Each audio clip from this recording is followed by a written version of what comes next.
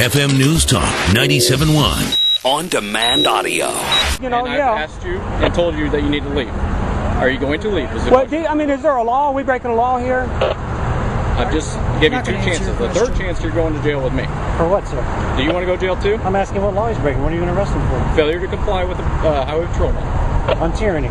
You're saying we can't exercise our civil rights? Turn around, put your hands behind your back. Failure to comply with a highway patrolman for what?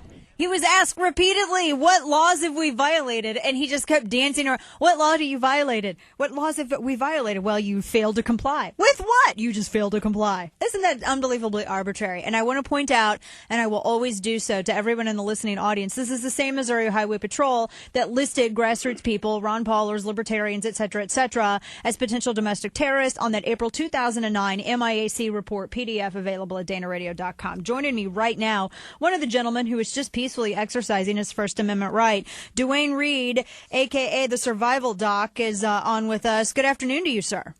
Hi, that last name is Weed, W. Oh, thank you. Well, I think I said that. I probably was talking very fast.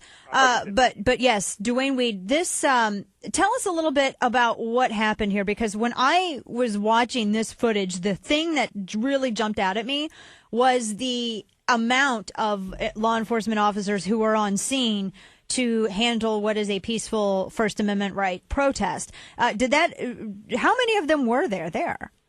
Well, I counted 8 cars at one time, both St. Charles police cars and also Missouri Highway Patrol cars. Wow. And because you guys were just such terrorists, I was looking at this. It looked as though you were standing on public easement. Did they ever give you a reason? I mean, I understand if they get angry, if people are stepping in the street, but there was a divider there. I don't see how you could have done that. Give us the backstory on this. Well, they said that we were causing accidents on the highway beneath us, and they had several accidents there. There was a festival going on in St. Charles. Mm-hmm. And the traffic was backing up on the exit, and so people were driving too fast and rear-ending each other because the traffic was stopped. Now, I was the first person to arrive there as a protester, and when I got there, there was already an accident that occurred in that same spot. So the problem obviously wasn't us. And I pointed out to them that what they should be doing, instead of having those 8 cars up there, for us, they should have one of those cars down there on the highway with the lights flashing, warning people. Right. Slow down, dangerous exit. Right. So did they ever give you a reason? Because they just kept saying in the clip that we just played, you kept asking, multiple people kept asking, well, what laws are being broken? Were you ever given an answer to that? No, I wasn't. And as a matter of fact, this morning I've been making phone calls to try to find out what the charges were, and what I've determined is that there were no charges. And I talked to a police friend of mine, a chief of police in a neighboring county, and he said that what he thought they were doing is using a law that allows them to hold us for 24 hours while they're looking for a warrant. And even though they had no intention of looking for a warrant, they were using that law just to lock us up for 24 hours, just to punish us for not being obedient slaves and obeying their commands. Yeah, and that's something I want to point out to people, too. These folks were jailed for 24 hours. They spent an entire day in jail for what we don't exactly know, and no one with the Missouri Highway Patrol or St. Charles law enforcement have given you an answer. What was up with the physical takedown at the end? That seemed to be completely unbelievably unnecessary. Right. Yeah. Exactly. There was one highway patrolman. I must say, the most of the highway patrolmen and policemen, behaved themselves well, as far as I could tell. There was one who was pretty much determined to make it into a confrontation, and I'm surprised we didn't get tasered. That's what I'm thankful for. I'd rather spend a night in jail, I think, than be tasered.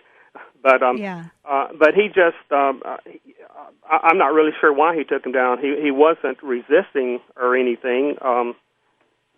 It's just a show of force, is all I can figure out. What I'm still shocked about this. What was the reaction of people standing around? I mean, obviously you can hear some people in the video. They were shocked at this gentleman being taken down in such a fashion. I want to ask this. Are you going to take action on this? What are your plans at this point? Because since no reason was given to you and you were detained for 24 hours, what is your next step? Yeah, I wasn't planning to, but because of financial resources, I don't have the money to hire an attorney. But this morning, I've been talking to several groups who want to provide an attorney for free, and so so I think we will be taking action against them, to prevent this thing from happening again in the future. And we're not looking for money or anything like that, but we just need to let the cops know that this is unacceptable behavior. Yeah, well, and that's the thing. It's I think some folks think that they can step on the rights of other individuals because those other individuals aren't going to do anything about it. They'd like to make examples of other people, but never really. This is fascinating to me how this carried out. Well, I hope, and I know, I have a feeling that this will not deter you from future protests. And I appreciate you putting this video out there. I mean, this is happening in our own backyard, and it's just another incident in Missouri's attack on free speech. Duane Weed, the Survival Doc. Good on you, sir. I appreciate it. And, thanks for speaking out. We're going to be at the same location this Saturday, 10 to 4, on the same overpass, doing the same thing. Perfect. So, folks, you hear that? He's going to be right back there this weekend. Y'all should go and join him. Duane Weed, thanks so much for coming on the program. We appreciate it. Sure, thank you. Take care.